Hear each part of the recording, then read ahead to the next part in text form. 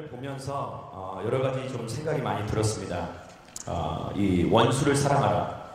어쩌면 굉장히 기독교 교회 안에서는 보편적으로 들을 수 있는 일반적인 표현이죠.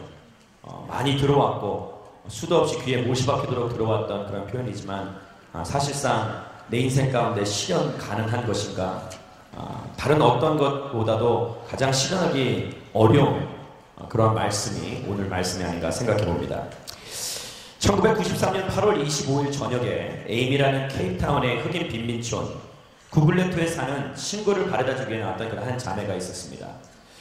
이 차를 몰고 가다가 흑인 청년들이, 젊은 청년들이 도로를 막고 있는 가운데 시위를 하고 있는 가운데 그런 모습이 보였죠.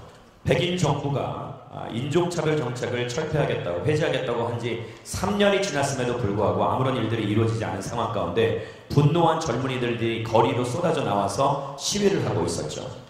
바로 그 장소는 남아프리카 공화국에서 있었던 한 곳에 있었던 일이죠.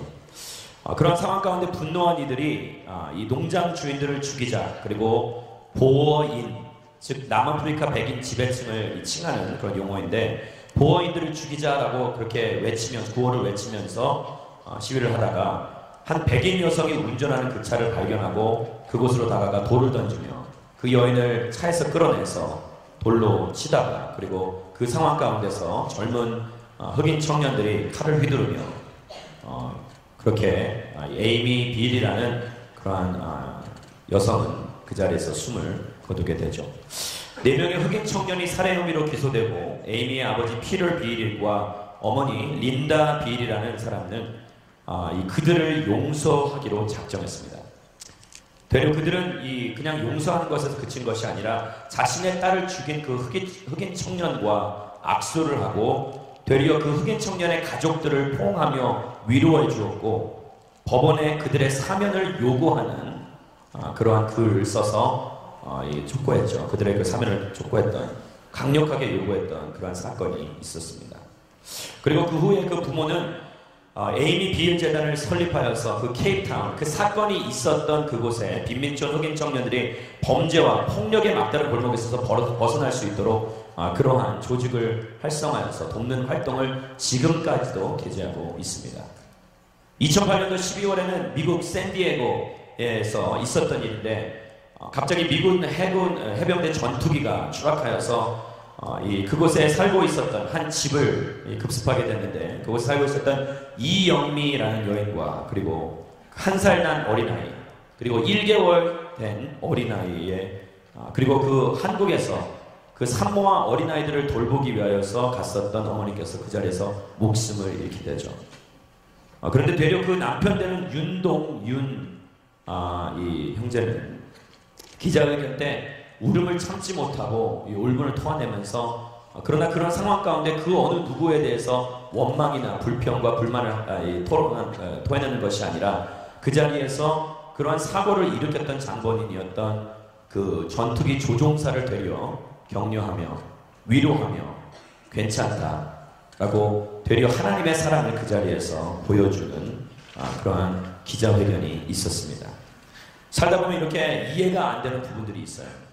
어처구니 없는 일들이, 뜻하지 않은 그런 사고들이 일어나는데, 더 이해가 되지 않는 부분은 그러한 일들이 우리 보통 사람들, 일반적인 사람들의 삶 가운데 일어났다면 당연히 분개하고 분노하여서 그 화를 어찌할 줄 모르고 그 차오르는 이 분노를 억제하지 못하여서 무언가를 감행하고 시행하였을 텐데, 정의를 외치며 공의가 실현되기를 간절히 소망하며 그 4명의 살인자들에게, 그리고 그런 어처구니 없는 실수를 범했던 그런 전투기 조종사에게 모든 이 화살을, 빛나의 분노의 화살을 돌려서 그들을 정말 해할 수도 있었을 텐데, 살다 보면 이렇게 이해되지 않는 부분들이 많지 않나 생각해 봅니다.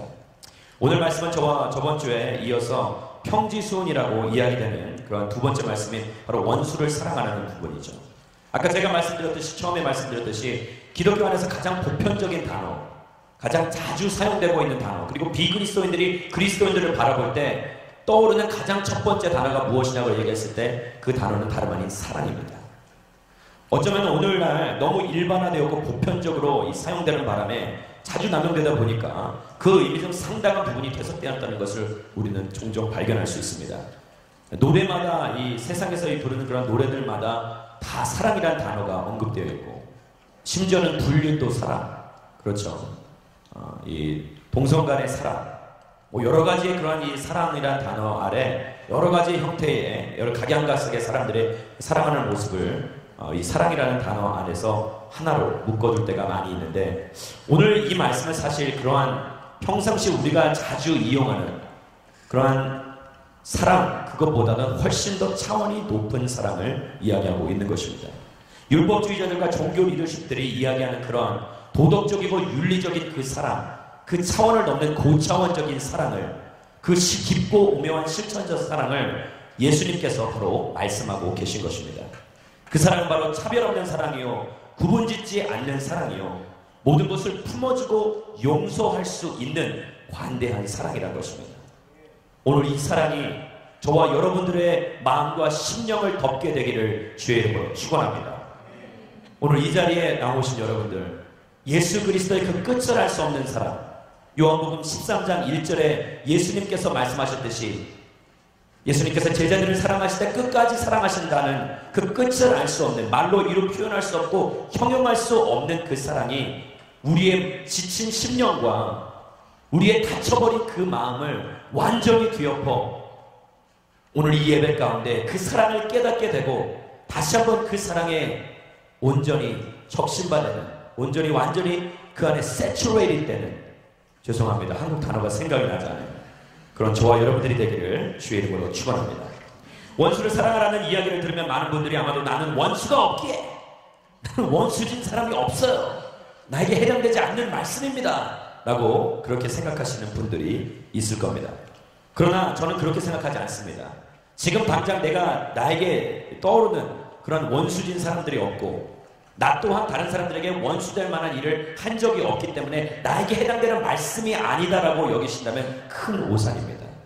이 말씀은 우리 모두에게 분명하게 해당되는 말씀이요, 반드시 그리스도인이라면 지켜져야 할 말씀들입니다. 할렐루야. 원수라는 개념의 사람은 없을지라도 우리는 살아가면서 나에게 호의적이지 않은 사람들을 종종 만나게 됩니다. 분명히 존재해요. 한 번도 만나본 적이 없으십니까?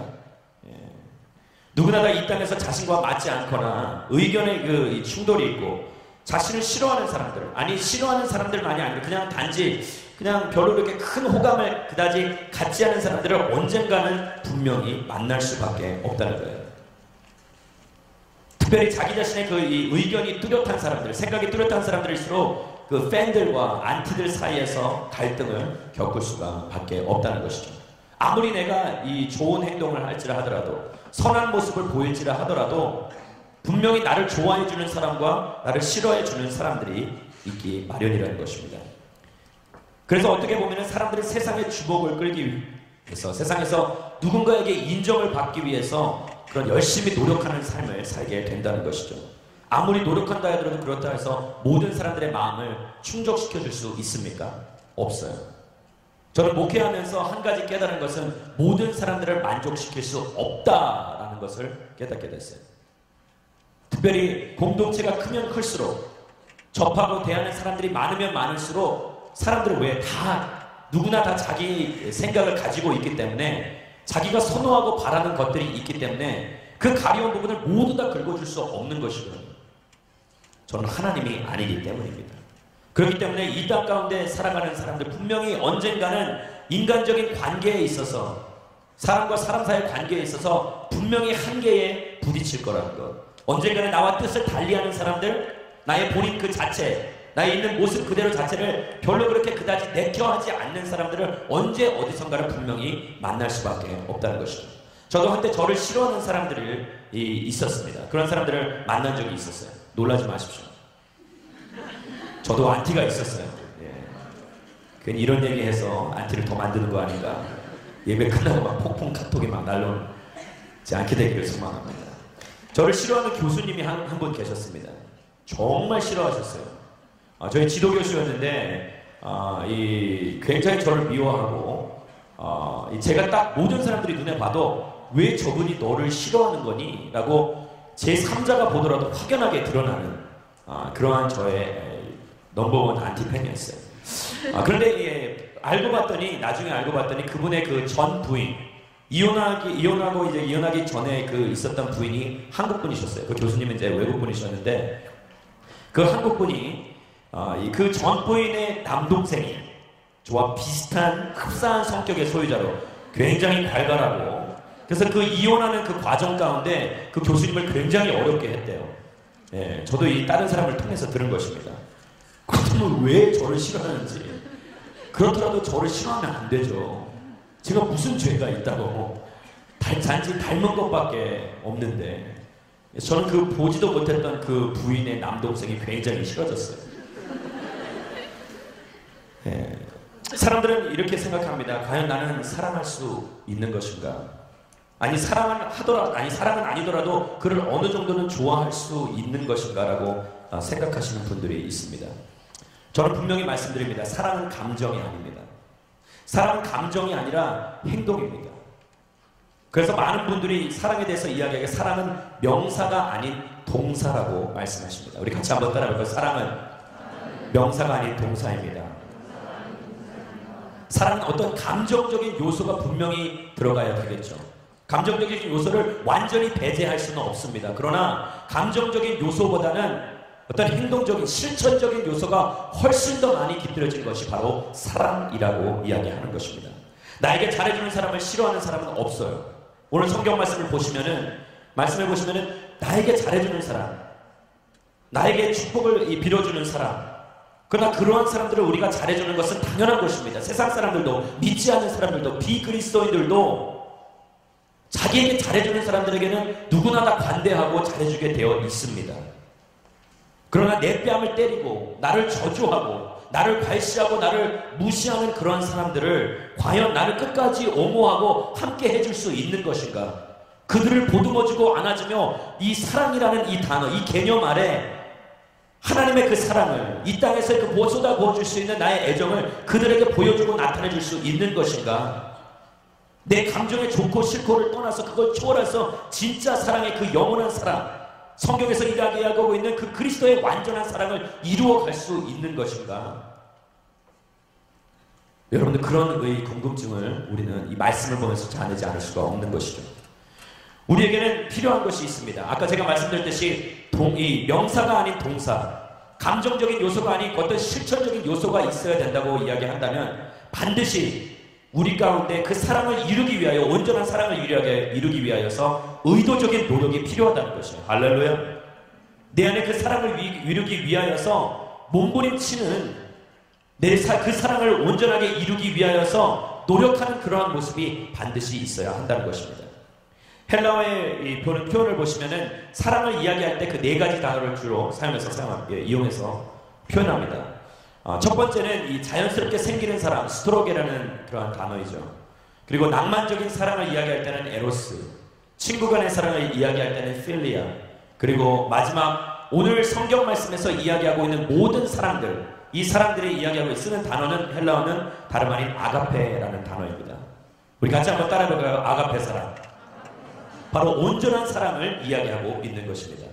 세상에서 둘도 없는, 눈 씻고 찾아볼래야 찾아볼 수 없는 그 온전한 사랑, 온전히 하나님의 말씀 가운데서만, 영 가운데서만, 그리스도 안에서만 찾을 수 있는 그 온전한 사랑을 우리는 아가페 사랑이라고 이야기하는 것입니다.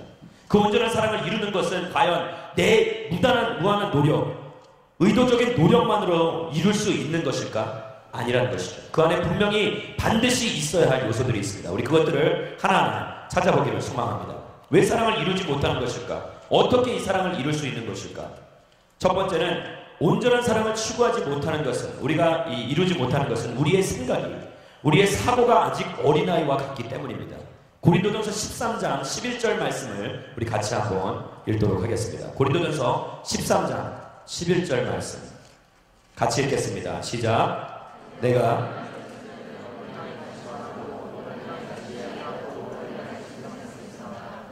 어른이 돼서는 어린아이의 일들을 버렸습니다. 여기 이 말씀에 좀 주목했으면 좋겠습니다. 어린아이였을 때는 어린아이같이 말을 하고 어린아이같이 이해하고 어린아이같이 생각했다라고 이야기합니다. 고린도전서 13장은 여러분들도 잘 알다시피 사랑장이라고 알려져 있습니다. 대표적이죠. 믿음, 소망, 사랑 가운데 그 중에 제일은 사랑이라. 이 고린도전서 13장 14절의 말씀이죠. 근데 굉장히 중요한 내용을 담고 있습니다. 이 말씀이. 이 11절 말씀이 이야기하는 것처럼 어린아이였을 때는, 그렇죠, 아무것도 모를 때, 내가 미성숙했을 때, 덜 성숙하였을 때는 그 사랑을 온전히 이해하지 못하고 온전히 그것을 온전한 그 사랑을 이해하지 못하기 때문에 제대로 된 것을 추구하지 못한다라고 이야기하는 것이죠. 저는 이 말씀을 보면서 저희 아이들이 갑자기 떠올랐어요. 제가 이렇게 저번 주가 아니군요. 그저께군요. 그저께 이 금요일이 저의 생일이었습니다. 그런데 감사하게도 많은 지체들이 지난주에 그 투게더 위켄이라는 주제 가운데 우리 연합 수련회를 했었는데, 그때 많은 분들이 오셔서 거의 한 300명 저희 공동체가 모여서 저희 생일을 축하해 줬어요. 물론 300명에서 제가 봤을 때는 한 45% 정도, 45나 47, 많으면 47%입니다. 그 정도 되는 사람들은 저 사람이 도대체 누구인가인데 생일을 축하해 주는 것일까? 팔짱을 끼고 저를 그냥 말똥말똥 쳐다보셨어요. 저는 그런 것 같다, 뒤끝이 있는 사람이 아닙니다. 그럼 충분히 이해해요. 45%, 47% 어디에 앉아있었는지도 제가 알고 있어요. 그런데 그분들은 그냥 이해가 됩니다. 근데 저를 정말 진심으로 축하해주는 사람들이 있었기 때문에 굉장히 깊은 의미가 있었던 시간이었죠.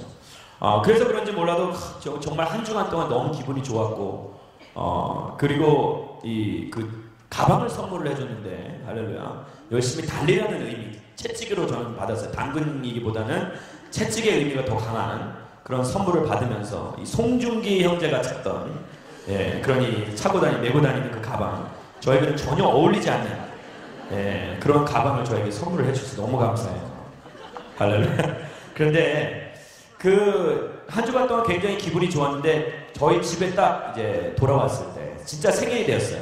근데 저희 아이들은 저희를 굉장히 별로 좋아하지 않습니다. 엄마에 비교해서 상대적이죠. 물론 다른 사람들과 비교해서 저를 굉장히 좋아하죠. 그러나 저희 엄마와 비교했을 때, 와이프와 비교했을 때 저를 그다지 좋아하지 않는 아이들. 그런데 그날 그 전날이죠. 목요일 저녁에 제가 이제 오랜만에 집에 일찍 들어갔을 때 아이들이 정말 기쁘고 즐거운 마음으로 아빠 반겨주는 거예요. 너무 기쁘게. 엄마를 거들떠 보지도 않은 채 오늘 아빠의 날이야, 아빠가 최고야, 엄마 저리 가, 막 그러면서 엄마는 굉장히 섭섭해했지만 저의 마음은 굉장히 모든 세상을 얻은 것 마냥 평상시 저를 괄시하던 아이들에게 좀 더 시간을 투자를 하라고 핀잔을 주던 저희 와이프의 얼굴을 똑똑히 바라보면서 이제 누가 이 집의 가장이냐 라고 속으로 외쳤어요. 근데 딱 바라보면서 그 이야기를 하는데 아이들이 너무 잘해주는 거예요. 저한테 막 아빠 이거 먹어봐. 저희 딸이 이 재롱을 떠는데 너무 기쁜 거예요. 막 마음이 녹아내리고 천국 같고, 이 코맹맹 소리를 해요. 벌써 딸이 6살밖에 안 됐는데 여우 같은 거. 근데 그런 막 모습을 보여주면서 저의 사랑을 유발하는 거예요. 근데 굉장히 기분이 좋았습니다. 그런데 시간이 지남에 따라 그 아이는 제가 이제 공부 얘기를 하다가 유치원에서 혼이 났던 얘기를 엄마가 이제 저한테 들려주면서 저의 눈치를 보면서 제가 아무 얘기도 하지 않고 그냥 그 딸을 얼굴을 바라봤을 때 벌써 딸은 뭔가 올 줄 알고 있었죠. 굉장히 똑똑한 자매예요. 그렇기 때문에 그 뭔가 올 줄 알고 숨어버리면서 아빠 미워! 그러면서 방으로 들어가 버리는 거예요. 사랑이 굉장히 제한적이죠. 한계가 금세 보이는, 밑바닥이 금세 보이는 얄팍한 사랑. 오늘 어쩌면 성경 말씀은 지금 이걸 이야기하고 있는지 모릅니다. 웃고자 제가 이 재미있는 예화를 여러분들에게와 저에게 드린 것이지만 알기 쉽게, 이해하기 쉽게, 그러나 오늘 말씀은 분명히 그걸 이야기하고 있는 것입니다. 이 땅 가운데 나에게 잘해주는 사람, 나에게 한임없이 잘 대해주는 사람, 내가 원하고 뜻하고 바라는 일들을 이루어주는 사람들을 사랑하는 것은 그 어느 누구라도 다 할 수 있다. 그러나 나의 뜻을 거부하고 나의 존재 자체를 거부한 채, 나를 외면한 채, 나를 핍박하고 나를 괄시하며 나에게 수모를 주는 그러한 사람들을 끊임없이 사랑으로 품을 수 있느냐라고 주님은 단도직입적으로 질문하고 계신 것이에요. 그리고 그 말씀에 대해서 왜 우리가 그 사랑을 이루지 못하는 것이냐? 우리는 그 사랑에 대한 개념이 어린아이와 같은 미성숙하고 아직 온전치 못한 사랑에 대한 지식을 가지고 있기 때문이라고 말씀은 이야기하고 있는 것입니다. 사랑하는 여러분, 여러분들의 신앙이 성숙하여질수록 이 땅 가운데 그 어떤 것들과도 이 사랑이라는 그 가치와 비교할 수 없는 것임을 깨닫게 되기를 주의 이름으로 축원합니다. 이 세상에서 그 어떠한 것도 이 사랑이라는 이 단어, 이 사랑이라는 온전한 개념, 이 아가페 사랑을 이야기하는 것이죠. 필레오나 이 에로스나 그런 다른 사랑이 아닌 진정한 아가페의 개념을 온전히 깨달을 때 이 세상 그 어떤 것도 이것과는 견줄 수 없고 비교할 수 없는 것이라는 것을 반드시 깨달아야 한다는 것이에요. 사랑은 전부입니다. 그리스도인들의 인생 가운데, 그리스도인의 삶 가운데서 하나님께서 끊임없이 보여주시고 강조하신 것은 다름 아닌 이 사랑을 온전하게 우리의 삶 가운데 이루시려고 그 사랑을 끊임없이 당신의 사랑하는 아들 예수 그리스도를 통하여 우리에게 보여주고 계신 것입니다.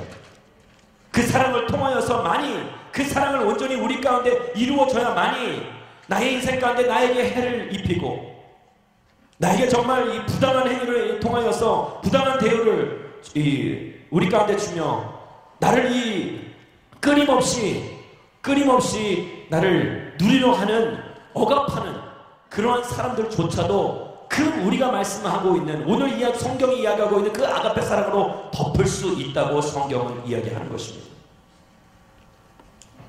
여러분, 성경은 이렇게 이야기하죠. 예수님 시절 당시에 유대인들이 즐겨 있는 책 가운데 요마라는 책이 하나 있습니다. 요마라는 책은 유대인들의 생각을 담은 책입니다. 그 안에서는 사람을 용서할 때 3번을 용서해야 된다. 너에게 누군가 실수를 해서 잘못을 범했을 때에 3번 용서를 해야 된다라고 이야기하죠. 그래서 예수님의 수제자 베드로가 나는 7번 용서하겠습니다라고 이야기한 건 굉장한 거예요. 엄청난 고백입니다. 3번을 더하고 거기다 하나를 더 얹어서 온전한 용서를 내가 이루겠다라고 이야기한 거예요. 그런데 예수님은 거기다 더해서 뭐라고 말씀하십니까? 7번에 70번을 곱할지라도 490번, 즉 끝 한계를 이야기하는 것입니다. 정말 완전한 숫자, 7은 완전한 숫자를 이야기하고 있기 때문에, 그렇기 때문에 예수님께서는 뭘 말씀하신 거예요? 한계가 없다는 거예요. 용서에는, 사랑에는 한계가 없다는 것입니다. 우리 같이 한번 따라해볼까요? 사랑에는 끝이 없습니다. 그래서 요한복음 13장 1절에 아까 제가 말씀드렸듯이 예수님께서 당신의 제자들을 사랑하실 때 그 끝이 없다라고 말씀하신 것은 한계가 없다. 밑바닥이 드러날, 밑천이 드러날 그런 여지조차 없다고 말씀하고 계신 것이에요. 우리의 사랑은 굉장히 한계적이죠. 우리의 참을성, 우리의 인내가 어떤 한계에 다다르면 끝이에요. 뚜껑이 열리게 되면 걷잡을 수 없는 분노가 그 사람에게 쏟아져 버리는 것입니다. 여러분, 왜 우리의 사랑은 이런 것일까요? 그것은 우리가 온전히 이해치 못하고 아직도 덜 성숙하다는 것, 아직도 그 하나님의 사랑 가운데서 그 완전한 성숙을 이루지 못하였다는 것, 아직도 우리는 그 그리스도의 그 장성한 분량까지 이른 그 성화되는 과정 가운데 있다는 것을 말씀은 이야기해 주는 것입니다. 할렐루야. 그래서 예수님께서는 그런 용서, 그 사랑으로서 용납을 해야만이 진정한 사랑이 완성될 수 있다고 이야기하고 계신 것입니다. C.S. 루이스가 이렇게 이야기하죠. 우리는 정작 용서를 할 상황에서는 용서하지 못한다라는 그런 표현을 합니다. 용서할 상황, 정확하게 용서를 할 상황에는 정작 용서하지 못하는 인생. 우리의 사랑은 굉장히 깊이가 얇다는 것을 이야기해 주는 것이죠. 나에게 누군가 잘해줬을 때 뭐 대충 그냥 눈 감고, 세상 사람들도 그냥 이 참을성이 있는 사람들, 어느 정도의 이 인내심이 깊은 사람들, 수양이 깊은 사람들은 충분히 해줄 수 있는 그러한 사람들을 용서를 이야기하는 것이에요. 그러나 정작 용서가 필요할 때가 언제일까요? 한번 생각해 봤으면 좋겠습니다. 내가 용서를 해주지 않으면 그의 인생 가운데 커다란 오점을 남기게 되고 그의 인생이 완전히 패하게 되고 쓰러질 수밖에, 넘어질 수밖에 없는 그런 상황 가운데, 마치 제가 처음 들었던 그 2가지 예, 샌디에고에서 있었던 그 파일럿 조종사를 용서해주지 않았더라면, 품어주지 않았더라면 그는 평생 죄책감 가운데 사로잡혀서 그의 인생을 그렇게 쓸쓸하게 고독함과 외로움 가운데 사로잡힌 채 엄청난 죄책감에 억눌린 채 살아갈 수밖에 없었다는 것입니다. 마찬가지입니다. 처음에 에이미 윌이라는 그 여인을 살해했던 그 4명의 그 흑인 청년들을 만약에 그 이 부모들이 법정에서 용서해 주지 아니하고 그들의 이 풀려날 것을 법정에 강력하게 요구하지 않았더라면, 그러한 사랑을 보여주지 않았더라면, 용서하는 그 모습을 보여주지 않았더라면 그들의 인생은 거기에서 그냥 끝이 났을 것이라는 거예요. 아니 어쩌면은 흑인과 백인 사회들 가운데서 더욱더 그들의 그 이 문제가 깊어져만 가는, 골이 더욱더 깊어져만 가는, 그래서 이 남아프리카 공화국에서의 지금 우리가 보고 있는 평등과 자유와 연합과 함께되는 그 아름다운 모습들이 이루어지지 않았을 것이라는 것은 어쩌면 우리가 충분히 예상할 수 있지 않나 생각해 봅니다. 사랑하는 여러분, 이 모든 것을 가능케 한 것이 바로 용서를 할 상황에 용서를 하였기 때문이에요. 할렐루야. 내가 용서를 해야 될 사람이 누구인가? 나에게 해를 입히고 나에게 정말 절대 잊지 못할, 씻지 못할 그런 엄청나게 깊은 상처, 내 영혼의 깊은 상처를 가져다 주는 그 사람, 어쩌면 지금 이 말씀들이 선포되는 가운데 내 뇌리를 스치며 떠나가지 않는 그 사람, 그 한 사람 때문에, 아니 그 수많은 무리들 때문에, 그 여러 사람들 때문에 우리는 끊임없이 용서를 하지 못하고 하나님의 그 사랑을, 아가페 사랑을 나의 인생 가운데 온전히 이루지 못하며 살아가고 있다는 것입니다. 우리는 어쩌면 이 땅에 살아가면서 다른 사람들에게 나의 분노를 표출하고 싶지는 않아요. 그렇기 때문에 그 상황 가운데서는 나의 분노를 잘 억제합니다. 성경에도 그런 사람들이 등장하죠. 하나님의 말씀 가운데서, 이 말씀 가운데 살펴보게 되면 분명히 하나님의 사랑이 아닙니다. 하나님의 영이 임해서 그러한 이 참는 사람들이 아님에도 불구하고 그 상황을 잘 마무리하고 넘어가는 사람들이 있어요. 여러분들, 이 압살롬이라는 이 다윗의 아들 압살롬, 그의 인생 가운데서 그 자기의 누이가 강간을 당하고 그런 어처구니 없는 일이 벌어지는 것이죠. 굉장히 마음이 아파요. 그러나 그는 3년 동안 참고 버팁니다.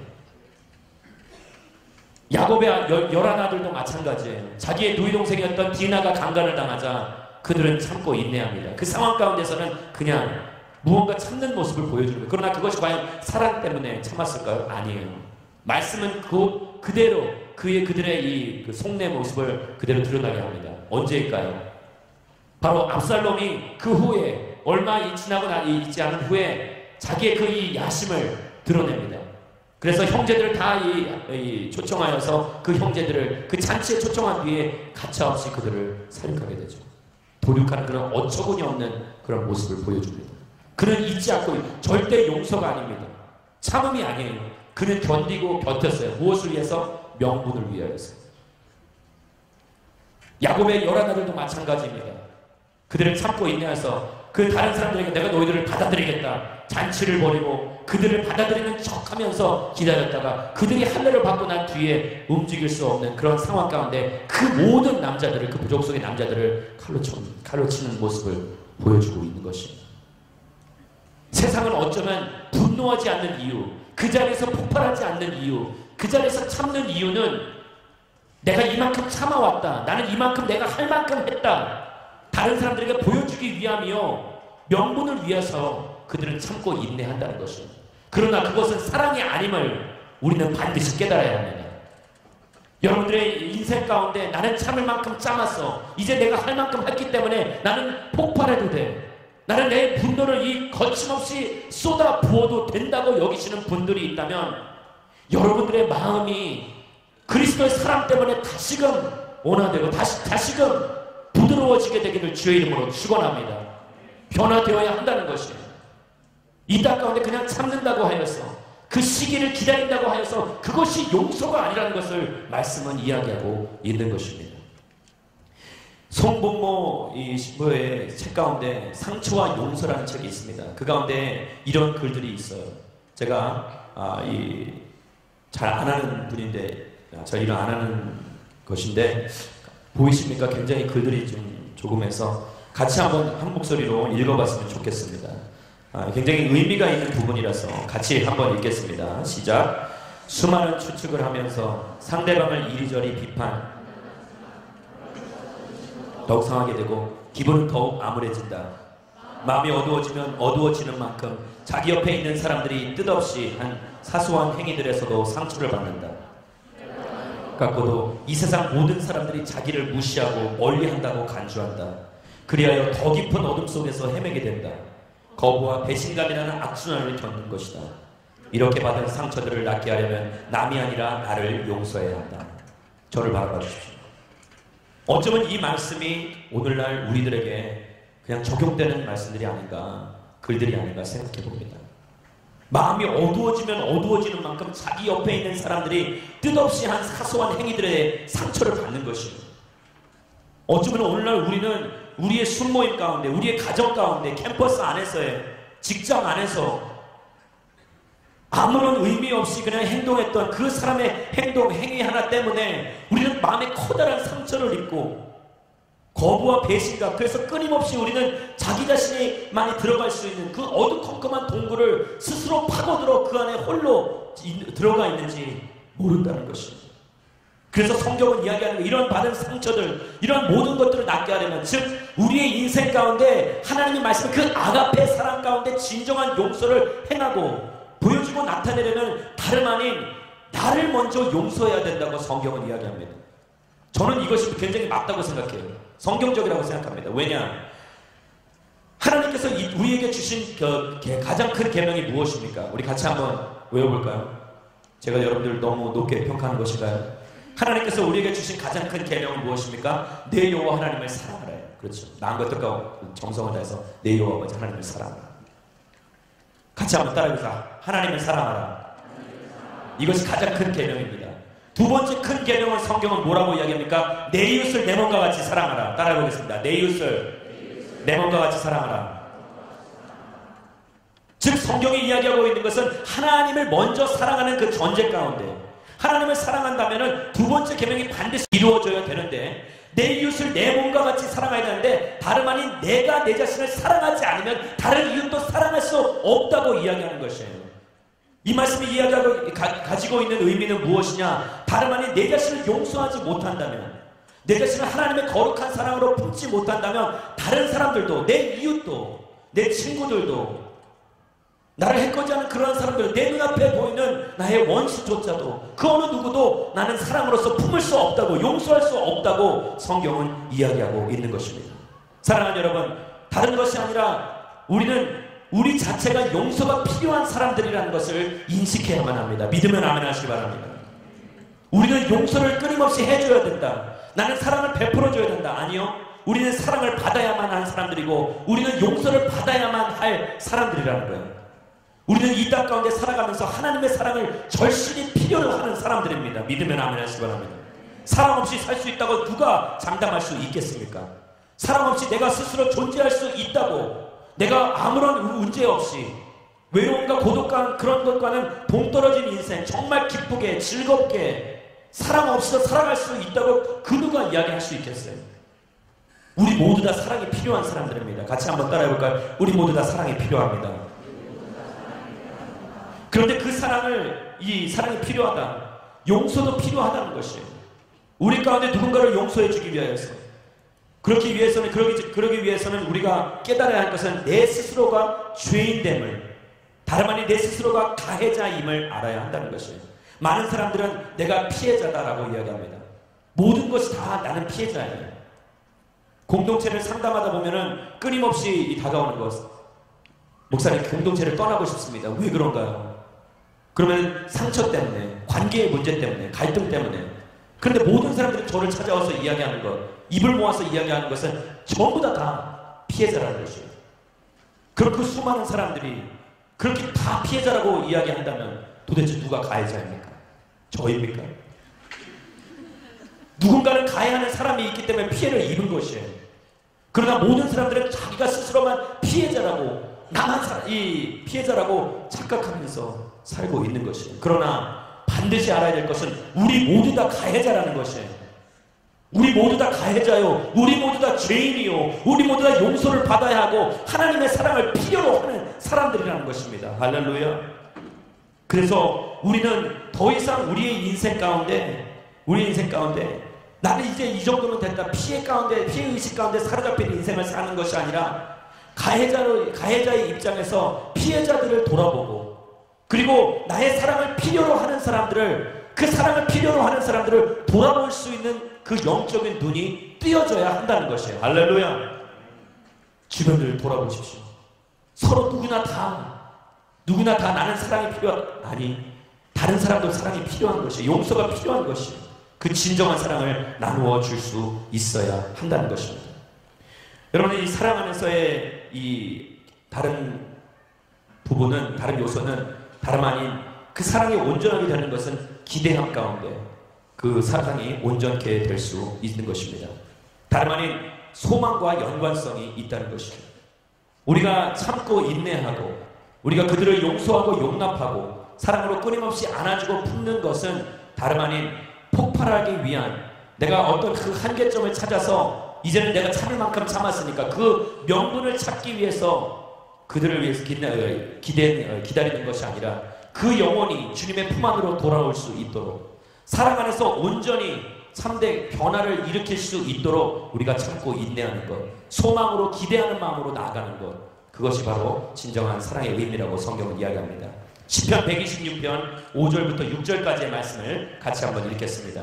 시편 126편 5절부터 6절까지입니다. 같이 읽겠습니다. 눈물로 씨 뿌리는 사람들은 기뻐하며 거두게 될 것입니다. 귀한 씨를 들고 울며 나가는 사람들은 반드시 기뻐하며 단을 거두어 돌아오게 될 것입니다. 할렐루야. 소망 가운데 기다리는 사람들, 그런 사람들은 끊임없이 사랑을 베풀게 되어 있는 것입니다. 계속해서 기회를 주는 것입니다. 그 사람들에게 용서할 수 있는 기회를 주는 것입니다. 그 사랑을 받을 수 있을 만큼 언젠가는 그 사랑을 받을 수 있기에 끊임없이 그 사랑을 베풀어주며 공유하며 나눌 때 언젠가는 그들이 돌아오게 된다는 그런 소망과 기대감을 가지고 우리는 사랑을 베푸는 것입니다. 십자가의 복음이 반드시 변화를 가져오게 되어 있습니다. 할렐루야. 십자가의 복음이, 그것이 진짜라면 반드시 우리의 인생 가운데, 그 사람들의 인생 가운데 나의 원수라고 이야기하는, 나와 등을 지고 척을 지고 사는 그 사람들의 삶 가운데서도 반드시 변화를 가져올 수 있다는 것입니다. 그런데 사랑하다가 상처받는 것은 바로 십자가가 없는 사랑을 했기 때문입니다. 사랑하다가 상처받는 이유는 십자가가 없는 사랑을 했기 때문에 상처받는 것입니다. 사랑하다가 실망하는 것은 아픔이 없는 사랑을 했기 때문입니다. 같이 한번 따라해볼까요? 사랑하다가 실망하는 것은 아픔이 없는 사랑을 생각했기 때문입니다. 여러분, 사랑은 반드시 고통과 고난 그리고 아픔을 동반하게 되어 있습니다. 사랑한다면 반드시 여러분들 이런 과정을 겪어야만 한다는 것이죠. 아이들을 사랑하는 것, 내 배우자를 사랑하는 것, 나의 친구들을 사랑하는 것, 나의 가족들을 사랑하는 것, 분명히 아픔과 고난과 고통의 길을 반드시 통과해야만이 이룰 수 있는 것입니다. 이 땅 가운데 우리의 그 사랑을 이야기하면서 고통과 고난이 없고 아픔이 없는 사랑, 그건 존재할 수 없는 것이라는 것을 우리는 반드시 기억해야 하는 것입니다. 아까 제가 말씀드렸듯이 이 땅에 있는 이 사랑, 우리가 이야기하고 있는 이 아가페 사랑은 감정적인 것이 아니라 행동이라는 것을, 실천적이라는 것을 여러분 반드시 기억하십시오. 실천적인 것, 행동으로 내가 보여주어야 하는 것은 여러분 반드시 어려움을, 불편함을 감수해야 하는 것입니다. 사랑은 나에게 거룩한 불편함을 요구하는 것입니다. 나에게 끊임없이 희생하라고, 헌신하라고, 내 자신을 부인해야만이, 그래야만이 예수 그리스도의 십자가를 지고 그리스도의 발자취를 쫓을 수 있는 것과 같이 너의 인생 가운데 내 자신을 부인하는 그런 처절한 몸부림이 있어야 한다는 것을 말씀은 이야기하고 있는 것입니다. 오늘 말씀을 살펴보면은 예수님께서 그렇게 말씀하시는 이유는 바로 그가 사랑의 원천 되시기 때문입니다. 예수님께서 우리를 사랑하셨을 때 어떻게 끝까지 사랑하셨죠? 그의 사랑 가운데는 어려움이 있었습니다. 그의 사랑 가운데는 고통과 고난이 있었고 아픔이 있었습니다. 사랑했던 제자들, 믿었고 신뢰했던 제자들의 그 배신에 실을 떨어야만 했었고, 사람들의 그 수모와 멸시 가운데 그 아픔, 육체적인 아픔과 정신적인 아픔을 감수해야만 하셨다는 것이에요. 그 십자가의 그 험난한 길을 반드시 걸어서야만이 그 골고다 언덕에서 그 양손과 발에 대못을 받고 난 뒤에 수많은 병정들이, 수많은 사람들이 그를 멸시하고 네가 왕이라면 스스로 네 자신을 구해보라고 그렇게 외쳤던 그 멸시 가운데 그 자신은 그 모든 고통과 고난을 감수하며 그 사랑을 완성해 나가는 그 길을 걸으셨기 때문에 그는 오늘 이 말씀을 통하여서 우리에게 원수를 사랑하라라고 담대하게 외칠 수 있는 것입니다. 하나님은 우리를 그렇게 사랑해 주셨어요. 로마서 5장 8절의 말씀을 보시면 그러나 우리가 아직 죄인이었을 때 그리스도께서 우리를 위해 죽으심으로 하나님께서는 우리에 대한 그분의 사랑을 나타내셨습니다. 할렐루야. 우리가 아직 죄인 되었을 때에, 아무것도 아니었던 존재였을 때에, 감히 하나님의 사랑을 입을 만한 그런 자격이 없었던 그런 인생이었을 때에 그가 우리를 친히 택해 주시고 우리로 하여금 하나님의 자녀가 되는 권세를 주셨어요. 십자가상에서 그 사랑을 쏟아 부어 주셨던 것입니다. 그 사랑이 우리에게 드러내어지고 나타내어진 것. 그렇기 때문에 우리는 그 십자가를 바라보고 그 십자가를 붙들어야만 한다는 것이에요. 세상은 분노할 명분을 찾고 기다리고 있어요. 참는 것 같이 보이나 그것은 참는 것이 아니라는 것. 사랑하는 것 같이 보이나 그러나 그 내면은 썩어 들어가고 있다는 것. 분노에 가득 찬, 그러나 겉모습으로는 자기의 체면 때문에, 자기의 위신 때문에, 자기의 직유 때문에, 자기의 명성 때문에 속은 썩어 들어가고 있으나 겉으로는 표출하지 못하는 것. 그것은 사랑이 아니라는 것입니다. 그것은 사랑도 아니요 용서도 아니요 그것은 자기 자신을 기만하는 것이라고 말씀은 이야기하고 있는 것입니다. 그러나 그리스도께서는 당신의 백성들이 이 사랑이 온전히 될 때까지, 그리스도의 사랑이 온전하게 될 때까지, 그 십자가의 사랑이 나에게 완전히 나의 머리와 마음과 심령 가운데 각인될 때까지 그는 끊임없이 그 사랑을 베풀어 주시는 거예요. 오늘날 우리도 이 사랑이 우리를 통하여서 다른 이들에게, 우리 가정에, 캠퍼스에, 그리고 직장에 흘러나가게 되기를 주의 이름으로 축원합니다. 반드시 이루어져야 되는 것입니다. 고린도전서 13장 12절의 말씀을 보시면 말씀은 이렇게 이야기합니다. 지금은 우리가 거울에 비추어 보듯 희미하게 보지만 그때에는 얼굴과 얼굴을 맞대어 볼 것입니다. 지금은 내가 부분적으로 알지만 그때는 주께서 나를 아신 것 같이 내가 온전히 알게 될 것입니다. 할렐루야. 뭘 이야기하고 있는 것입니까? 사랑을 이야기하는 것입니다. 지금은 부분적으로밖에 이해가 되지 않습니다. 인간적인 한계가 있어요.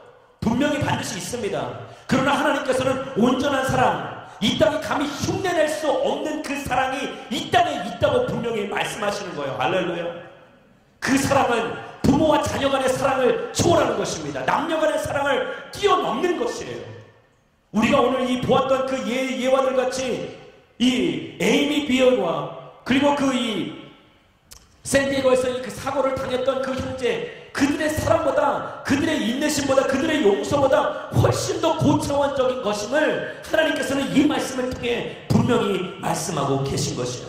그래서 우리의 인생 가운데, 모든 그리스도인들의 인생 가운데 어제보다 오늘 더 주님을 사랑해야 하는 것입니다.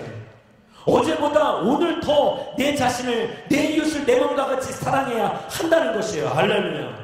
우리의 사랑이 더욱더 깊어져만 가게 되기를 주의 이름으로 축원합니다.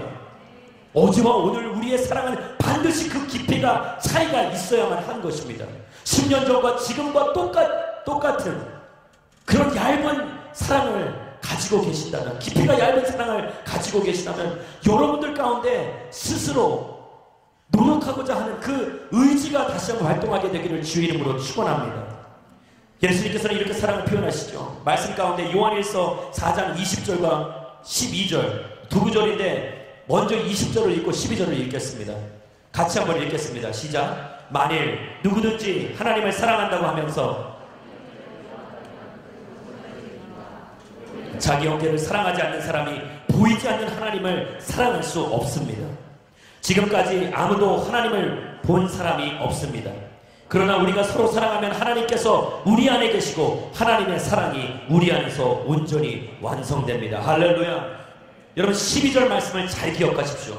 우리가 서로 사랑하면 하나님께서 우리 안에 계시고 하나님의 사랑이 우리 안에서 뭐라고 됩니까? 온전히 완성됩니다. 할렐루야. 우리가 서로 사랑하면 오늘 우리 가운데, 이 공동체 가운데, 여러분들의 인생 가운데, 삶 가운데서 그 사랑이 공유되고 나누어지게 되면, 그 사랑의 삶이 원만하게 이루어진다면 하나님의 그 사랑이 여러분들 안에서 계속해서 끊임없이 작용될 것이고, 그 사랑이 우리 안에서 여러분들의 삶 가운데서 온전하게 될 것이라고 말씀하는 거예요. 사랑이 자라나야 됩니다. 우리 안에서 하나님의 사랑이 계속해서 끊임없이 자라날 수 있도록 우리는 그 사랑을 공유하고 나눠야 합니다. 할렐루야. 여러분, 복수는 또 다른 복수를 낳고 응징은 또 다른 응징을 낳는 것이에요. 질투는 또 다른 질투를 불러오는 것이고, 시기는 또 다른 시기를 불러오는 것이고, 폭력은 또 다른 폭력을 낳습니다.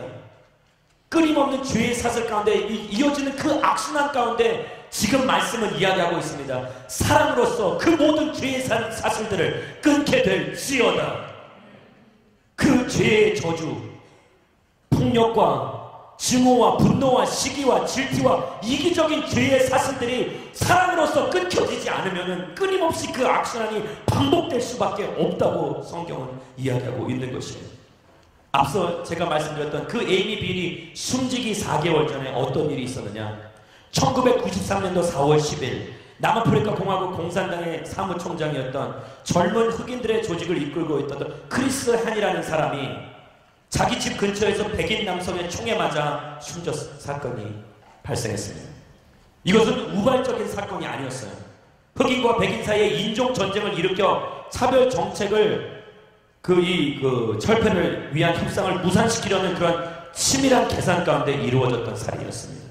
그런데 그때 모든 흑인들이 다 나와서 폭동을 일으키려 할 그 시점에 그 흑인들의 지도자였던 넬슨 맨델라라는 사람, 저 여러분들이 너무나도 잘 알고 있는 사람이죠. TV에 출연해서 이렇게 연설하는 것이었어요. 너무 길어서 제가 그냥 잠깐 요약해서 말씀드리겠습니다. 자유를 파괴하는 사람들과 지금은 맞서 싸워야 할 때이다.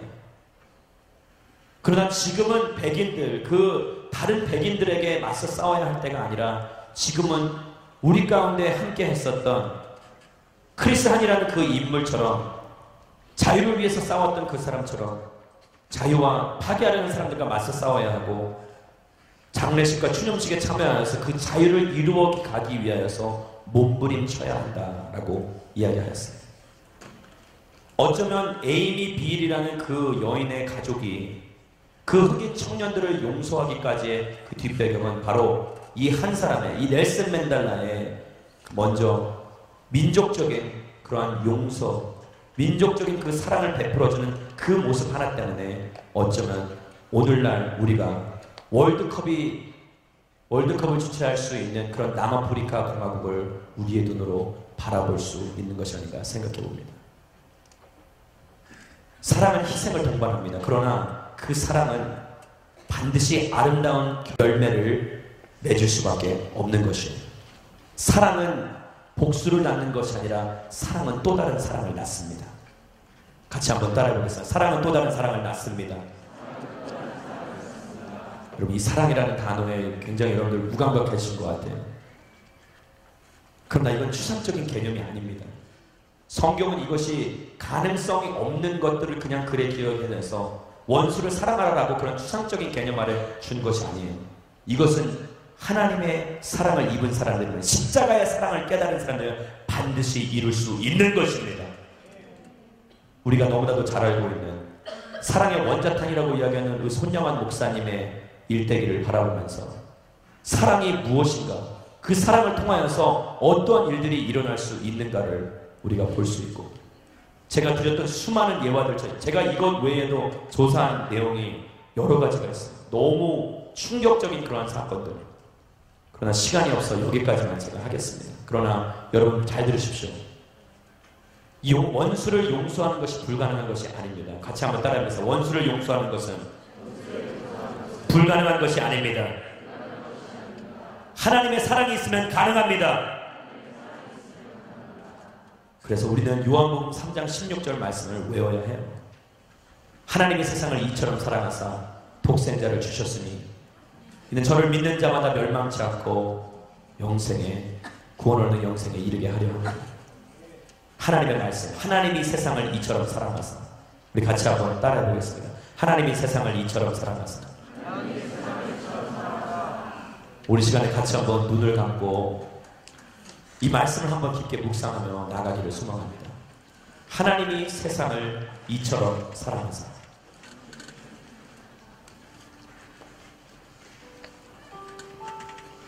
저는 오늘 여러분들에게 하나님이 세상을 이처럼 사랑하사 그의 아들 독생자 예수를 우리 가운데 보내주셨다는 이 사실, 우리가 너무나도 귀에 못이 박히도록 들어왔던 영원한 진리에 대해서 다시 한번 여러분들에게 묵상하는 시간을, 다시 한번 이 진리의 말씀을 통해서 그리스도의 사랑을 확인하는 시간을 여러분들에게 드리고자 합니다.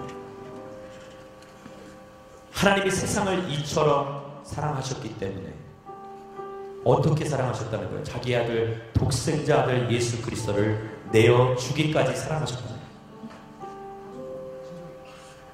거기에는 수많은 아픔과 수많은 고통과 수많은 멸시와 십자가라는 인류 최악의 형벌이라는 그 시끔찍한 형벌을 십자가